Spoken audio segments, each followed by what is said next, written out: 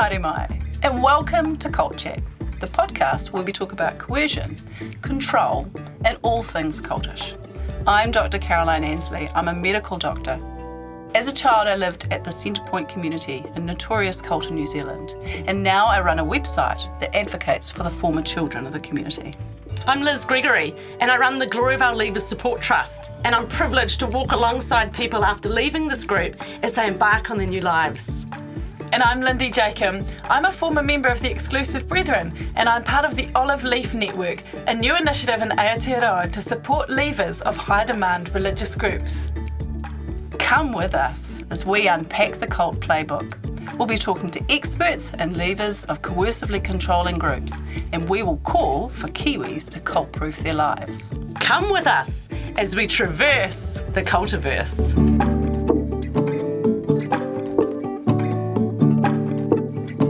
A warning, this podcast contains references to subjects and discussions which may be difficult for some people to hear.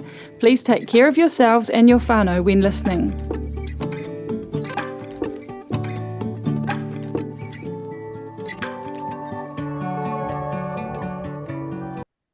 Welcome to Cult Chat. It's lovely to be back with you all. Hi, Liz and Lindy. Hi. Hey, Kaz. Well, we're about to launch into the first of 3 episodes on leaving. Today, we've got a guest. We'll be following this episode with a second guest, Liz Sallows, and then we'll be rounding out the whole thing with a third discussion on the whole experience of leaving. But now, we'd like to introduce you to today's guest. Hello everyone! Today we are joined by Theophila Pratt. Theo shot to the attention of the New Zealand public last year through her involvement in the 3-part documentary Escaping Utopia, which aired in New Zealand in 2024 and can be viewed on TVNZ on demand. I think the most moving, most powerful, most shocking moment of the documentary was in the 3rd and final episode. The image of Theo cuddling her very young niece, born to her sister and her Indian husband in the Gloriavale commune over in India, in circumstances which most would consider hopeless and frightening. It was Theo's role in the documentary and her advocacy work for those women and children who are still living in appalling circumstances in India, which shot her to the attention of the New Zealand public, and that is how many will know you, Theo. However, we're not here to talk to Theo about the documentary. We're here to talk to Theo about what it was like leaving a cult, which was, for you, Theo, the experience of leaving Gloriavale. 9 years ago, you were forced to leave Gloriavale. At 18, having been utterly sheltered from the outside world and with no knowledge of how society operated, you were cast out of the only community you'd ever known. You were dropped at a bus stop and left to fend for yourself. We want to discuss with you today, together, what leaving is like, what we want the general public and our professional listeners to know and understand about it, and we want to give hope to those who are still living in coercively controlling cultic environments. Welcome to Cult Chat, Theo. It's lovely to have you here. Thanks for having me.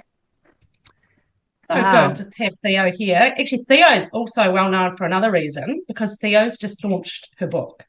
And I know that Theo's been on the West Coast recently, and she's had book launch, and she's been up and down the country holding these events. And I'm privileged to be the owner of several of Theo's books.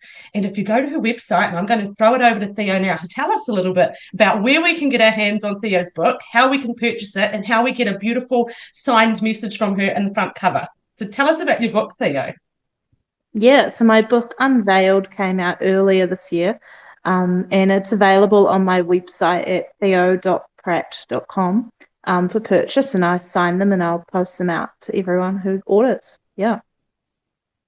Wonderful. Are people able to get your book from other local bookstores or Kindle as well? Yep, it's available on Kindle and through bookstores across New Zealand, and also through libraries as well. Wonderful. Is it in the Greymouth Library? I think so, yes. Yeah. That would be wonderful, because you've just been in Greymouth, and of course that's right on the doorstep of Gloriavale. How was your book launch there last night? Really well. A lot of women from Oranga Tamariki and police turned up, so it created quite a good conversation base for locals wanting to know how they can help. And yeah, it was really good discussion, and yeah. Yeah, Oh, for our that's overseas listener, Oranga Tamariki is our child welfare service, our ministerial organisation for safety for children who've had a lot of work in Gloriavale. So that's fabulous that they want to learn from your experience, Theo, and want to read your book. That's so exciting. Yeah, it was a great Yeah. night. Good Yeah. discussion. And are the sales going well? Yeah, so far sales are going really well. It's been a bestseller for quite a few weeks. And I'll be at the Auckland Writers Festival in May. It's Yeah, exciting. yeah. Wow. that's Well, great, Theo. we want to dig into some of the content of your book because so much of it really did such a beautiful job of describing that leaving experience. I don't think in my reading of other memoirs I've struck such a good detailed description of what it's like to leave. I think the general public knows and understands to some degree that Gloriavale's a cult. I think they understand that people live a life inside which is really different from the life that other New Zealanders live on the outside. While that might be the case, I don't think they've got any idea at all of how extraordinarily challenging it is for people to leave and then integrate into the world outside the cult. And your book takes us through those integration and assimilation challenges step by step. It beautifully articulates the difficulties present in even the smallest things. I remember reading your book as you talked about how you didn't know how to catch a plane where you were flying to, how to get your first phone, what to do with it, choosing food you might like in a supermarket, not understanding how to have a conversation with a stranger, how to get a benefit sorted, buying your first pair of jeans, wearing a bikini on the beach, all these really kind of normal experiences for the average person, but for you, you described this raw uncertainty as you navigated this new world. I would really love us to talk about that because it felt like you were so cruelly unprepared for this world that's normal to outsiders, but so abnormal to anyone inside the group you grew up in. Could you share some of this with our listeners, those first early challenges? Yeah, I think with those early challenges, it was just the really small things like learning the days of the week and the months of the year, and trying to remember them every day for the first year of leaving. And it's the really small things like that you just don't realize take you a bit of time. And because you process everything so quickly, there's so much to get your head around. And you often make mistakes, and that's sometimes how you end up learning. But yeah, I think even for me, having my parents grown up outside of Gloriavale, in some ways that might have made it easier for me. But with the younger generation now leaving Gloriavale, with their parents being born into there, that's like another barrier, I think, for a lot of young people. So for me, I think having my parents sort of grown up on the outside and having that connection definitely helped the process a little bit. Yeah. I guess for me, going to Auckland where my mum grew up and I guess going to the places she would have been and going to where she grew up, it helped me connect to something outside of Gloriavale. But yeah, it's really those social norms and having conversations with strangers and learning how to introduce yourself. That's some of the biggest barriers when you first leave. Yeah. That's something I loved about your book. It wasn't just a memoir, although you wove your story and might I say, you did it so respectfully. You really honoured and respected your family and your parents, even though there's been tragedy and terrible things have unfolded within your family. I just felt like it was done in such a beautiful way, for want of a better word. And for me, it wasn't just a memoir. Really, you've written a handbook. I think your book is great for people who are inside Gloriavale thinking of leaving because it gives them hope. I think it's a handbook for people who've left because specifically Gloriavale leavers, who can actually look back and reflect and realise there are so many similar experiences, but everyone in there also has their own very deeply personal, private experiences that they never shared, the inner life that gets hidden. Then it's for other people who've left cults because they can look at your experience and say, oh, wow, this is incredible. We've got there's the shared commonality of cult leavers. Then it's the handbook for the professional and the lady down the road, how she can help you. I just think it's a masterpiece, and it's a history lesson. It's been very, very well done. It's my number one book now. For anyone saying, what book do I read about Gloriavale? Here it is. It's a really very helpful, useful in all those ways. And I wondered for you, I guess it also had a healing, and you noted that healing cathartic exercise as well. Yeah. I think through writing it, I had a lot of conversations with other people who had left Gloriavale and other sexual abuse survivors as well. And through that, you realise how you keep so much private, but then we're all sort of going through the same thing in different ways, of course, but it's relatable. I guess it helps other people feel that they're not alone in the journey. Yeah. I think that's so important. Yeah, so well done to you. I read it with a pencil in hand. Within the first page, I was like, I'm just underlining and I'm circling and I'm writing notes in the side and I'm drawing on other people's experiences. It just, for me, someone who's worked alongside leavers for about 12 years, it was just so authentic.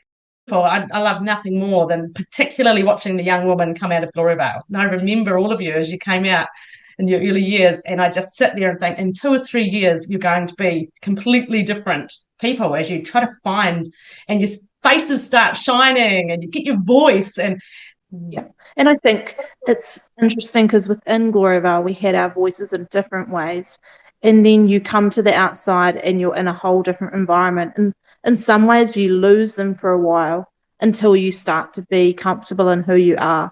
And I think we've always had our voices, but it's feeling safe again in a new environment. That's probably made the biggest difference. Theo, I confess I haven't read your book yet. I definitely will read it at some point. I kind of go around in circles a bit with engaging with memoirs and things of other cult leavers, because I don't know if you find this as well, but sometimes it's incredibly helpful, like it usually is incredibly helpful to, discover that commonality and all that kind of thing. But then sometimes as well, when it's kind of your own lived reality, sometimes it's just like, oh my gosh, too close to the bone. Like I can't engage with this. I remember a couple of years ago, probably about 5 years ago, I went on a real bender of reading memoirs. It was probably the first time I'd done it, like I think through my 20s, and that I didn't want to engage with other stories. And then for some reason, when I came into my early 30s, I had this real desire to go back and understand more of where I'd come from and why. And so I read as many memoirs as I could of people who had left the Exclusive Brethren in particular, and started trying to discover a bit more about my ancestry and all that too. But yeah, a couple of years ago, I tried to read the incredible book called Unfollowed by Megan Phelps Roper, who left the Westboro Baptist Church in America, which was incredibly cult-like. Have you read it? I also couldn't finish it because it was mirrored my life as well so much. So painful. Yeah, I started reading. I was like, man, she's an amazing writer and such a gripping storyteller. But yeah, I remember I got to the chapters where she was leaving home and starting to describe things like packing her suitcase and having to say goodbye to family members that she knew she might not see again. I was just like shut. I cannot read this, and I couldn't bring myself to read it for another year or two, and I forced myself to finish it, but it was so painful to read it just because of how, I guess, evocatively she wrote, and I think I feel a bit scared about reading your book for the same reason.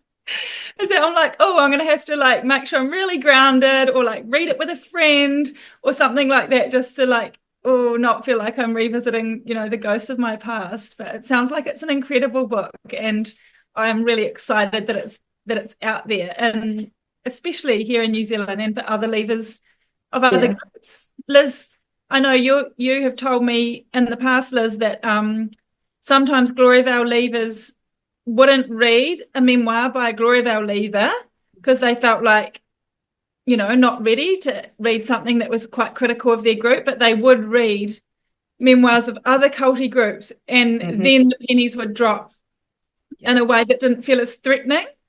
And I actually reckon that for me personally, as you guys know, I have a personal interest in the Exclusive Brethren, or the Plymouth Brethren Christian Church, with that being my background, and it being, even though it's not an actual commune, it's got such high levels of control that are really similar.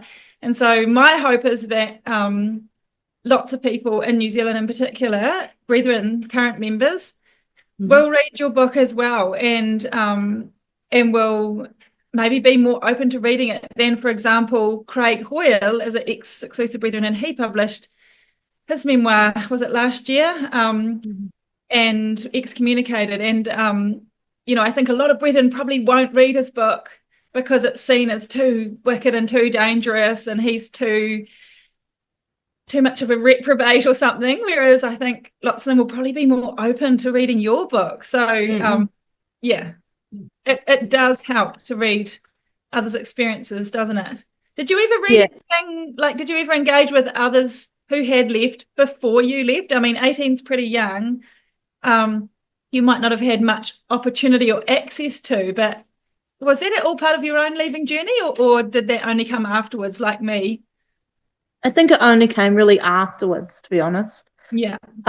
But yeah, as you're speaking, I'm thinking, I think it's a reminder for people like that, their healing journeys and their journey after leaving a cult or even being in a cult is different for everyone. And it doesn't matter if you're not at the same place as your friends that leave. Every part of your journey is different, and wherever you're at's okay.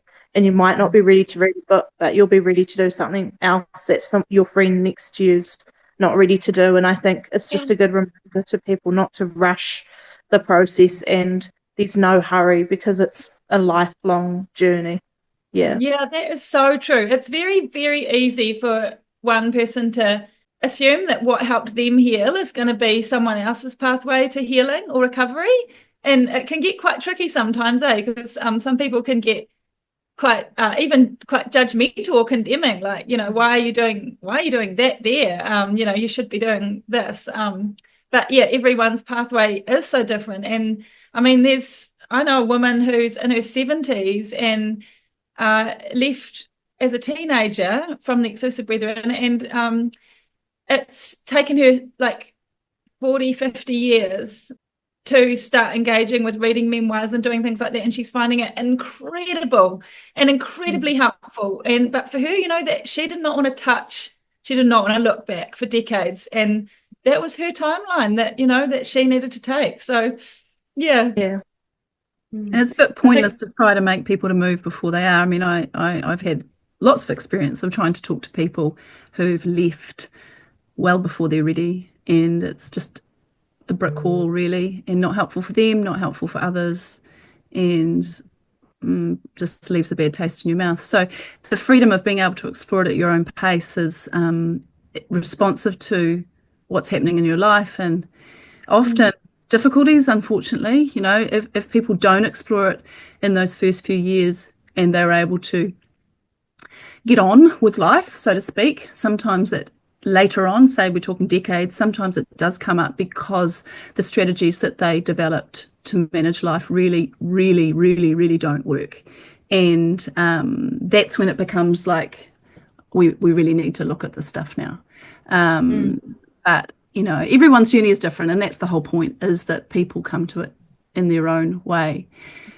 And it just reminds me that unless the person who's left actually realises there is help, there are resources, and they're at their fingertips, because often people coming out don't realise necessarily the level of trauma they're working through. And it's nice to be able to say, here are some things that have helped other people, but you have to leave that there for them to take a hold of. But what a different world we live in. The internet, it's just like there's so much information and resources that just wasn't here 10 or 15 years ago in the cult sphere. It's been an incredible explosion of it. Yeah, can I say, Lindy, Theo has some parts in her book that I was cracking up laughing over. Like, Theo's got a sense of humour. So as much as there's those moments of teary, there's like history. It's like, you know, it's kind of like the concept of the Bible, where there's all this different genre in this one stuffed book. It's just brilliant. But the laughter, I mean, the spitting in the food, Theo, I was literally laughing out loud. Now everyone needs to go and buy Theo's book. Tell us again the name of your book, Theo. It's called Unveiled, Story of Surviving Gloriavale. Yeah, there's definitely a lot of humour within my book. Oh, that's great. So as I was listening to both you, Lindy, and Theo talking, there's this parallel going on in my brain, having read your book, Theo, as you talked in depth about leaving and then landing with this couple that were really supportive of you and helped you to kind of get launched to the next stage? Yeah. And they're really important. And I'm just thinking about what happened. The same thing happened with Lindy. You also had this couple who took you under their wings and let you live with them until you're ready to move on. And it just sort of struck me how, like, extraordinarily fortunate you both were in having these people who were able to kind of flex and absorb you into their homes and didn't know at all what was necessary to support a new leaver from a highly cloistered, closed, religiously harmful group. They didn't know what it was like, but they learned as they went along and were able to offer the supports that you needed in a loving and responsive way. And just a lot of people don't have that. That's the tragedy. And I guess I want to acknowledge those people in both of your lives who gave such an extraordinary support and love to you, and were that safe, like, nest, right? Like a nest to grow before you could step out again. That's such a good point, Kaz. Those people are incredible. And I was just speaking with a cult leaver recently, and we were talking about support networks and things like that afterwards, and she was saying to me that she has an incredible therapist who she's meeting with extremely regularly, and she said very positive experience. They're amazing therapists, but we were talking about how there's this huge gap of just like friendship, people who are trusted and safe, but who you just might be able to, you wish you had someone you could call on the phone, because we were talking about how people often say to her, oh, ring Safe to Talk, or one of the helplines, and how she was like, well, actually I find it really unhelpful, because often the helplines are quite focused on trying to identify if you're suicidal or ask you questions about your medication, or this is just her experience. Those helplines do incredible work as well, so I'm not trying to downplay them. My point in sharing that is that she was just talking about kind of this gap that can be there for leavers, that it sounds like you and I both had, of just like genuine, trustworthy, safe human contact on like a daily basis. Your average person. Yeah, your average, hopefully kind and trustworthy person. And whether it's on a daily basis or whether it's someone you can call when you need to, or go for a coffee or a drink or something if you need to. But how there's sort of nowhere really where you can find those people. I mean, there's like meetup apps and stuff, right, that are friendship based, not dating based, but they're quite intimidating as well, because it's like complete strangers. And, as you described earlier, when you're still in a place of not even knowing really how to hold a conversation with a stranger, that in itself is like really overwhelming. So it's this funny sort of little gap. And I remember at the Bessel van der Kolk conference when he came to Christchurch a couple of years ago now, it might be, or last year, but he was talking there about healing from trauma and saying that like the number one thing that people need is to have safe relationships established, which I thought was incredible, because it wasn't medication or a therapist. Again, I'm not trying to diss the therapist, because they can be one aspect of the safe relationships, but it was this, he was talking more about this other thing of just having safe people to trust, and how hard, I just feel like that's probably one of the hardest things for cult leavers to find, is those safe people. And, as you said, Kaz, I feel so privileged and lucky, and I know I was looking at a couple of other options that were possibilities for me to go and live at, and I looked into some of those situations later, and they would have been terrible for me, and would have been possibly quite traumatizing and quite damaging as well, given the particular vulnerabilities that I had. They would have been terrible choices. So it's I wonder if, Theo, have you ever thought what might have happened had you not landed where you landed and stayed where you stayed? Had you ever even, I guess it was hard for you to even imagine what it might have looked like. Yeah, I think for me, going to Auckland and being with that couple was sort of the thing that got me to where I am now. And I think sometimes, because I was so distant from Gloriavale, although it was hard at the start, I think being in a place where I wasn't around other people, I had to learn really quickly. And I think that actually helped me quite a bit. But I think also we're talking about relationships. I think one of the first relationships is getting to know yourself again, and trusting your own self and your own body, and I guess, yeah, knowing who you are as well is a big part of it as well. Yeah. You've been taught your whole life that your instincts are wrong and that your judgment is faulty or sinful. How do you learn to follow your gut that's been so suppressed for so long? Yeah, slowly figuring out, but I think, really trusting yourself and decisions, and it can be just through like what clothes you like and being able to say, oh no, I don't think that suits me. It can be really small things, and being able to say, oh no, I don't like that food, and being able to say no in those sort of situations. And learning to say no is probably the biggest first sort of step in not getting to know yourself. Practice small things that don't matter that much if you buy the wrong pair of jeans or eat the wrong food, but build confidence in your own judgment. Yeah. Yeah, I appreciate it. And in the book, how you did speak about the importance of the role of your average person in assisting you, and friends and people who care, but also the importance of the therapy. And actually found your book really helpful from a therapeutic sense. I think leavers would find it useful because they spoke of things like PTSD and trauma and some of those experiences that therapists can actually help you unpack and give you deliberate strategies to deal with the fight, flight, and the reactions you have, and survival instincts coming out of a group like that. So, yeah, what did you find the most difficult about finding your therapist? I know you spoke about it in a book. Can you just share with us a little bit about that journey? It's part of your leaving journey, wasn't it? Yeah, definitely. I think it was after I'd been to the police and they offered me therapy support. There wasn't a therapist that they didn't know what Gloriavale was in the first place.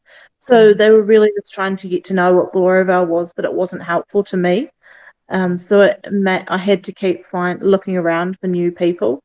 And my first therapist, her role at the start was just helped me feel heard. So just listening. And that's sometimes the first step, just feeling heard. And then I guess building confidence to then maybe find someone else, or just building that confidence to start with, just being able to talk about things as well.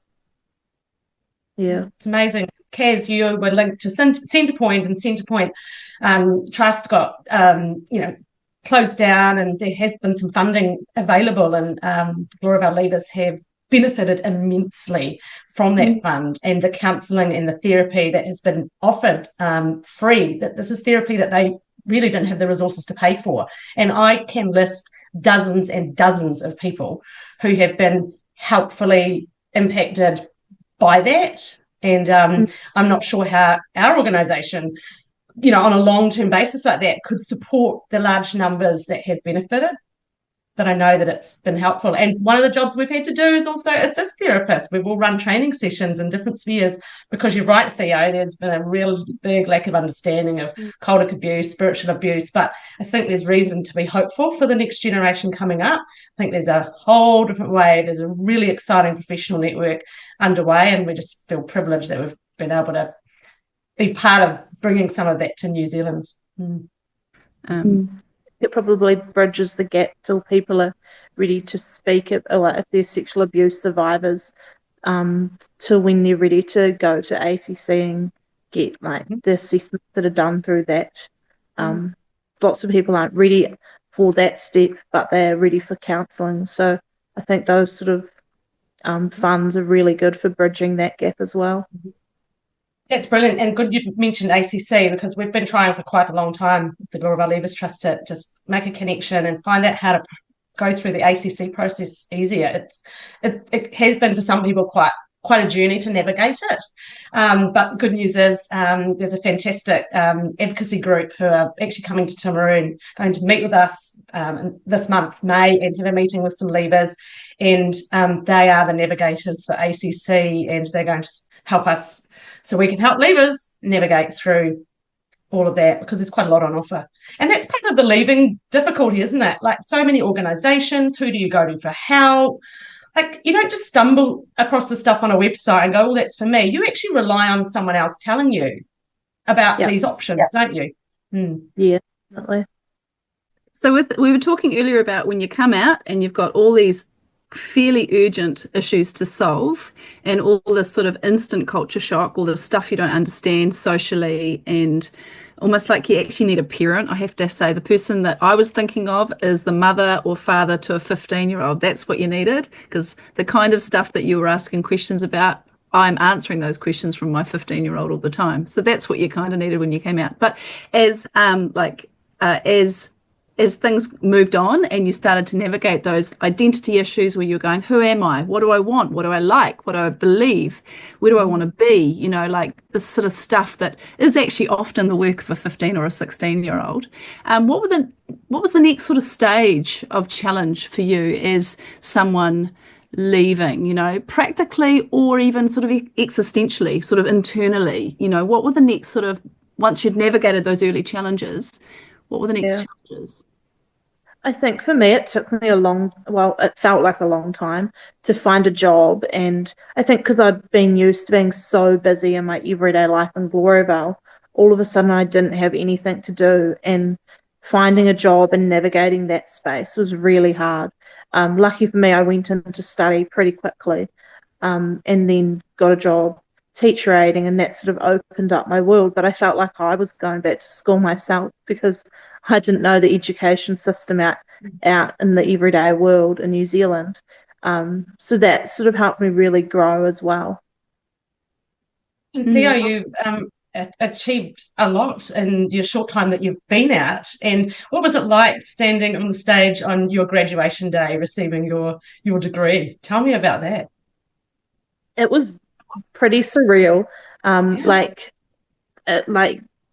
you want to say it was a dream come true, but you didn't know what that dream could be. So it wasn't really a dream, but it was, I guess, me being educated and standing up there and being proud of myself was like a huge achievement in itself. But no, it was pretty special. And I think building the friendships I did through university and coming out together was a really good achievement as well. Yeah. Amazing. Yeah. Actually, something in your book, you were just talking, Kaz, about what were the next challenges. You had a section in your book on the stages of grief. And I really appreciated again that your book had this sort of self-help manual for people and how those stages of grief, like others, they're not necessarily always in that order or they're not the same length of time between each stage, but there is a similarity of experience and how useful it was for you when you realised someone recognised that was what was happening to you. How important was it that you had people who were just able to say, oh, what you're experiencing is really common given your traumatic circumstances?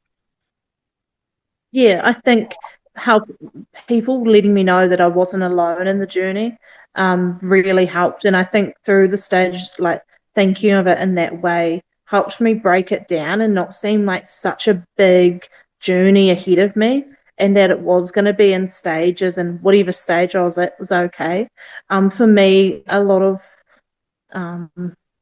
working through things came from meeting people in groups through ACC groups, like other women, sexual abuse survivors, and having conversations with them really helped me go through things and break them down as well. And those friendships definitely helped me know that I wasn't alone as well. Yeah. You were brave to go to those. And I loved at the end of your book, you actually honoured some of those women and some of the former Gloriavale members in the appendix. And that was just incredible for me to read. What an amazing way to contribute a body of knowledge to New Zealand society. You know, incredible. So tell me about your leaving, because leaving involves leaving a life that you knew, but it involves leaving a family, like your family. And you've left, but you're now recreating links back with your family still in Gloriavale. It's a very difficult thing to do. And I admire your family in there who have allowed you and opened their hearts to you, because technically they are going against what they had been told their whole lives was the right thing to do. What's it been like navigating that part of the leaving? Yeah, it's definitely been a journey. And I think a lot of it's come through, I guess, tragedy and a lot of bad things happening, but through that it's allowed relationships and conversations to happen. So just simple things like my mum getting a phone and things like that, it's opened up conversations and allowed access to just getting, I guess, forming a relationship with my mum again. And then through that, her, I guess, me being able to build a little bit of relationship with my siblings still in there, but as well as my nieces and nephews, which I guess for me, writing my book was a big part of it. And knowing that they're at the age I was when I left, and taking that into consideration. But yeah, it's really only been in the last sort of 3 to 4 years that that's happened. And isolation from your family's a big thing, but I think, yeah, you meet people outside and they become family as well. Nice. Because, my understanding of Gloriavale is that, there's, no contact with outsiders for the run-of-the-mill Gloriavale member. So when you say you've been able to establish some contact with your mum and siblings, what does that look like? Like, are they allowed unchaperoned, uncontrolled, unmonitored contact with you of their own choice? I'm like struggling to understand how that works. And also, like you said, it's in the last 3 or 4 years. It's been in the last couple of years in particular that you've become more outspoken and gone on the documentary and now done this book. And that, like, does that not equate to you being viewed as much more of a dangerous kind of threat, that you might be going to be influencing them out, and therefore that they would be really disallowing any communication with you? Or how is it that communications opened up at the same time as you being more of a threat to Gloriavale? I think through police involvement. Wow, that's not very easy. Okay. No, wow. So it's through police involvement, and I think Gloriavale stepping back a bit, and it's been through police involvement with my younger sister and through that sort of thing that allowed my mum to be able to keep a phone and keep. Wow. So you're talking about, like, legal external authorities putting pressure on to allow some communication pathways. Yeah, and I think in terms of me being more public and outspoken, that in some ways that's created barriers for relationships with my siblings that are in Gloriavale. But for me, it's opened up conversations with my mum, because it's for her, it's almost her feeling heard as well, and the truth being told. And she always felt, she won't say like, you did such a good job with that, but she'll be like, you're telling the truth. And I think that's been, and I think you just I think she won't, because of the conscious thing of like that it's going against Gloriavale, saying that it's the truth is sort of her way of, cheering me on. Way. Yeah. That must be an incredible gift, Theo, to have your mother acknowledging in the way that she can that some of the choices that you've made and some of the truths that you're telling. That's a huge gift for you to receive. I'm chuffed for you. Yes. Yeah. And Lindy, don't forget the impact of the cell phone tower, which was from advocacy from various groups, including OT and police.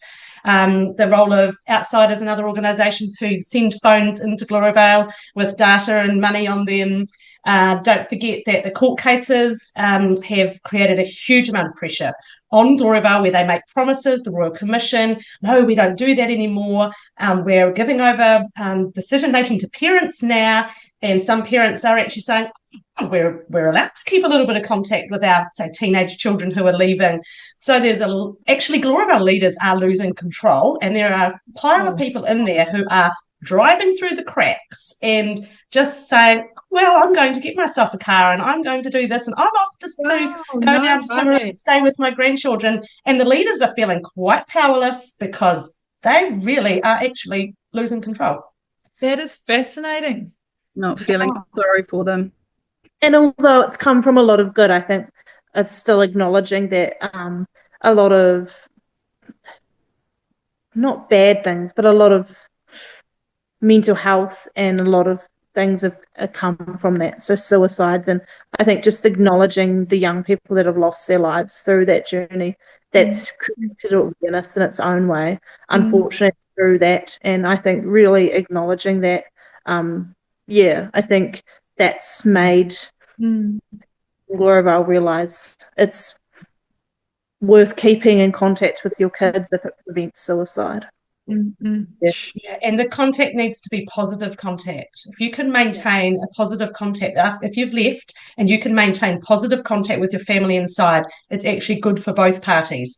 But if it's toxic contact, if it's the party inside Gloriavale putting pressure on the one who's left to come back or live under certain conditions or in the same control and manipulation, it's actually detrimental to mental health, and it leaves young people in a that's something that 10 years ago, the young ones leaving, there was no choice. It was hard, cut off, done. Now there's this really grey area where each one's being treated a little bit differently. And there's a lot of devastation currently right now with young people who are negotiating this relationship with parents inside. And Gloriavale saying, we let people talk to their children, and the kids are bawling themselves to sleep because of the things their parents are saying to them. So you're right, creates other issues. In your book, Theo, you actually describe, and it's really stuck with me, your attempts early to go back to the community, and you talked about how you really wanted to sort of prove to the people in the community that you could succeed and that not all the people who had left were evil. But it was quite disappointing and heartbreaking, and it re-triggered your trauma, knocked you off your feet a bit, and you wrote, talking about Gloriavale afterwards, you said, I saw it through a completely different lens. It wasn't the safe haven from the world that it had been made out to be my whole childhood. Instead, it was a prison that I'd lived in for my first 18 years. And now you're talking about, since then, obviously, the more positive experiences of connecting with people.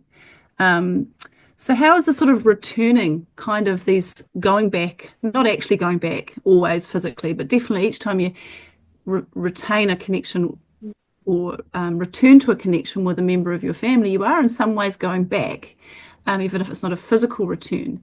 But how has that changed you over the years as you become more confident and grounded in your value in the outside world? You're a different person each time you re-engage and go back. Yeah, and I think it's, you really do, even when you're driving over to the coast or anything like that, you do have to mentally prepare yourself, because often you can find yourself slipping back into the shoes of for me, the girl that I was in Gloriavale. Even driving to Gloriavale, I still feel really sick in my stomach. And I think now, obviously, there's lots of changes, but it's even more, in some ways, even more frustrating, because you know the leaders are only making the change because they have to. It's not deep down, and it's not because they're actually sorry. And in some ways, it's almost worse. But yeah, it can be even more frustrating. And even now with the police are pulling back a lot of their support through funding changes, and it can be quite frustrating. Is it going to be a repeated cycle of, like, a lot of work's been done and a lot of progress has been made, but now with funding changes with police, is it going to just all go down the drain? All the hard work the police on the coast have put into it, it's not really being acknowledged now as a need for young people and the support to Gloriavale to continue, and that can be really frustrating. And although change has happened, it's not change that's come because it's wanted. No, and it's not won yet. It's a war in many ways, isn't it? It's not secure. The wins and the gains are nowhere near secure yet. And so that's actually a call and an encouragement that what you're doing, Theo, with the band of other people still standing up, because it can get tiring being, on there, is that actually it still needs to continue. And what's great is different people come to the fore at different times of their journey, and some take a step back for a bit, and then they are ahead leading the charge. And I still see a lot of fire and passion in people, which is really great, because that's what fuels the longevity that's required for this cult. Has gone for 50 years. It was never going to be a 1 year done and dusted. It's all, have a few newspaper articles, the whole country will come running, let's sort Gloriavale out. Wow. I mean, how much faith have we lost in institutions over this time? But look who's still around. Leavers are speaking up. The lawyers who are getting involved, they're not going anywhere. There's more to come. There are great teams still working as well in law enforcement and child protection. And I honestly have a belief that none of that third generation are going to remain at Gloriavale. They're leaving at the moment, one every 3 to 4 weeks. That's been 15 leave in the last year, singles between 16 and 24. There'll be another one next month. There'll be another one the month after that. And you're right, the resourcing's can be an issue, but we're encouraged that there are some great social service organisations that we're connected with across New Zealand, including the West Coast, who are really stepping up to the mark, and volunteers, just amazing people who are taking people into their homes, caring for them. And, this is a whole community-wide, New Zealand-wide issue. So your book has continued to keep this in the public face. And it comes, I know, at a risk of you've left Gloriavale, you want to become the new you. It's that difficulty of living in a public eye, a group that's gone so public. Everyone has a view and belief on Gloriavale that you're going to be stereotyped, and yet you're trying to make a new life for yourself. That's a hard line for you, is it, to walk? I mean, it is, but I think every conversation that it starts, it's worth it.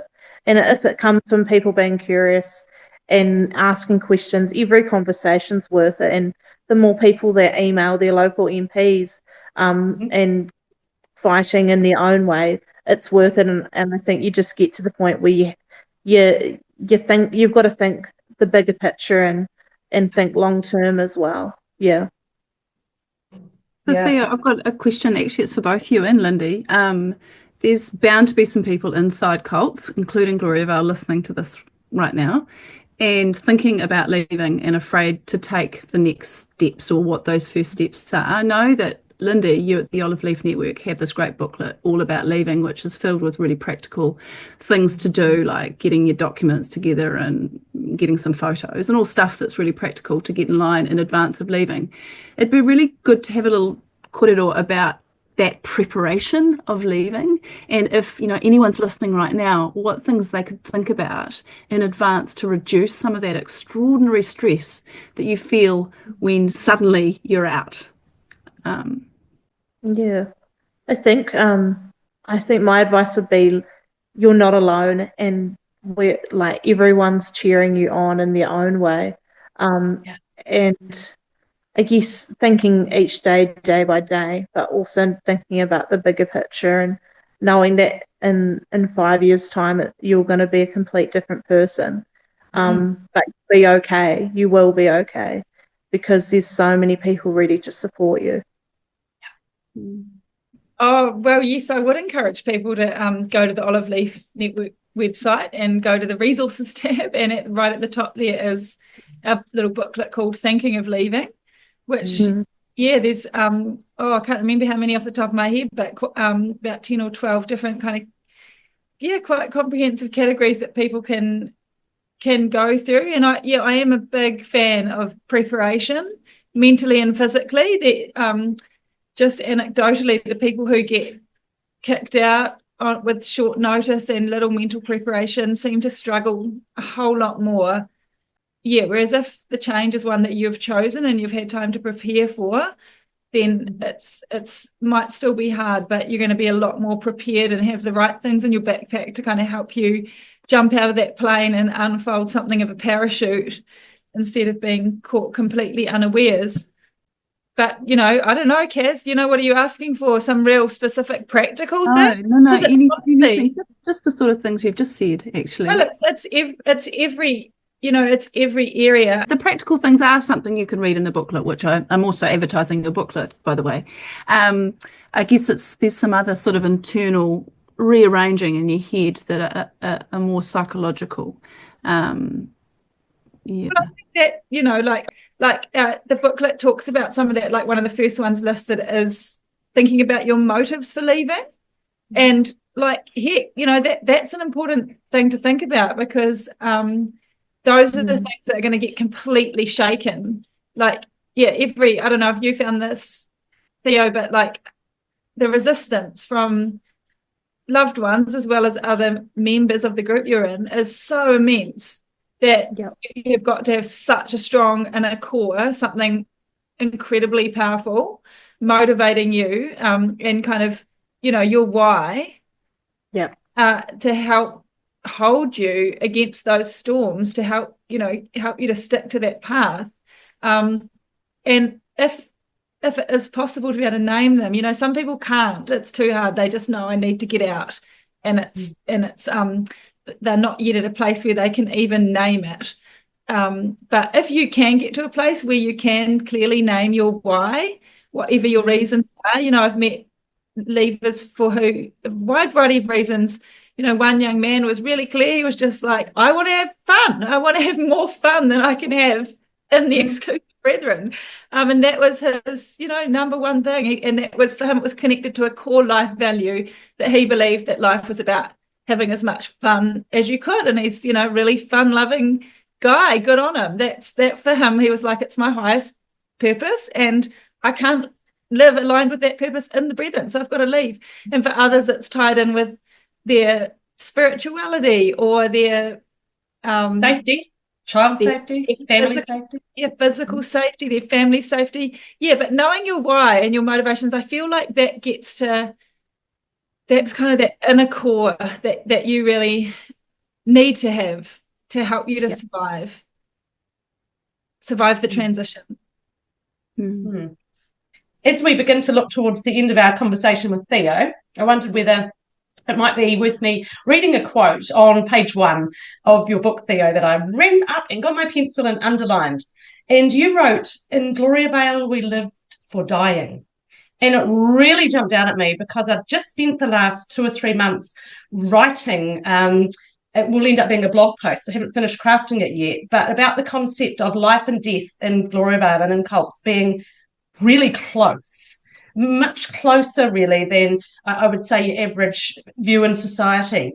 And the way you wrote that, in Gloriavale we live for dying, and it was especially in reflection of this devastating suicides that had occurred in Gloriavale. And I've written it to try and I've gone to other leavers. I've said, help me understand this concept better, because death is sort of like a friend in there. There's this living you do that's looking forward to dying, and it's all very close and quite muddled. But I want to ask you another question. In Gloriavale, we live for dying.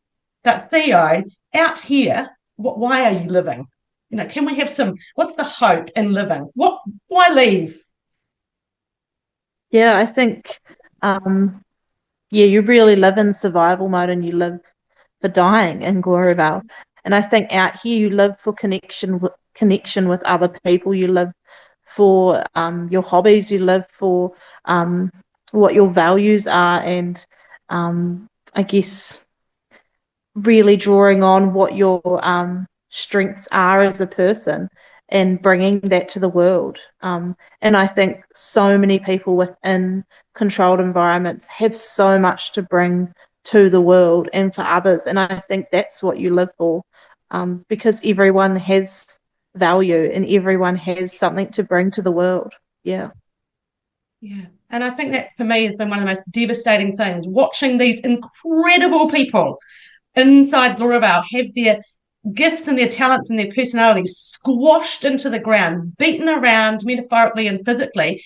They're brilliant. There's such creativity, there's such intelligence, there's such humor. I mean, literally some of the most humorous, funniest people I've had the privilege of spending time with.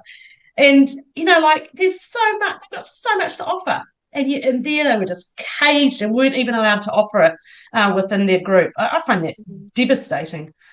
So for me, it's just the greatest pleasure on earth watching and following people's journey and reading your book, which I'm sure we've advertised already, but please go and get your copy of Unveiled. Go to Theo's website, theo.pratt.com, order one from her so you get a beautiful message. Otherwise, head down to your local bookstore or get online and Kindle, because it's an incredible read, and I really want to honour you for what you've done and the work you're doing and your inner strength to stand up. I mean, these guys were bullies. Gloriavale, you wrote it in your book, a system of bullying, and you're standing there saying, no more, let's expose it, let's stand up, let's deal with wrongdoing, I'm not ashamed. What was your quote? The cult, it was on page 2, you spoke about the fact that we didn't choose the cult life, The cult life chose us. But guess what? You chose to get out. Actually, you did have options. And man, they were difficult choices to make, but there are options. No one is so entrapped that they actually can't get out. So well done to you for proving you can. Yeah. Thank you so much for coming and sharing a bit of yourself with us today, Theo, and the hope that you, I think, can provide to other people in Gloriavale and in different groups, like Lindy was saying. Is there anything else that you want to share with us before we wrap up? No, I just want to say thanks for having me, and thank you for the conversations you continue to have through doing your podcast. Great. Okay, before we go, we just want to mention a few things that are going on in the Cultiverse right now. We just want to draw attention to the Religious Trauma Network, who have an annual online event coming up in June 19th to the 21st, where both Lindy and I will be participating in that. You can find out about that at www.thereligiostraumacollective.com. Another one is the Decult Fund and Film Night, which is here in Christchurch on Friday the 13th of June. That's an event that will be hosted by the people who put on the Decult conference. It's an in-person event, and you can find out about that at decult.net. They have an events page. And just point out that it's the airing of the film. So they took footage throughout that weekend. A film crew has compiled that. So it's going to be a doco film screening night. And Kaz, I have a funny feeling that both you and I didn't quite make our time in front of the camera. We kept promising we were going to go back, and then I ran around in the last 5 minutes of the conference to find the film crew, and that actually packed up, and I'm like, I'm so sorry. So well, the three of us will be there. So if anyone wants to come and talk to us, we would love to see you at that night on the 13th of June. Look at the decult.net page for information about that. So we hope there's been something for you in today's episode which might help you to cult-proof your life. Please keep listening to more episodes of Cult Chat on Plains Media, Apple Podcasts or Spotify, or you can go to our Cult Chat YouTube channel. Please tell your friends about the show and share or leave a review about us on the Facebook page that we run, or you can email us on info@cultchat.org.nz. I want to thank Plains Media for their support to all our dedicated listeners. We've really enjoyed having Theo today, and we want to say goodbye and until next time. See you later. Thanks, Theo. Thank you. Bye. If anything in today's episode was difficult or upsetting for you and you would like to talk to somebody, we encourage our New Zealand listeners to free call or text 1737 for support from a trained counsellor. Or you might like to visit the resources section of the Olive Leaf Network website, where you can find a range of organisations and resources that might be able to support you. We would also like to remind you that the views and thoughts and opinions that have been expressed in this program are the speakers alone, and Cult Chat does not necessarily endorse or share them.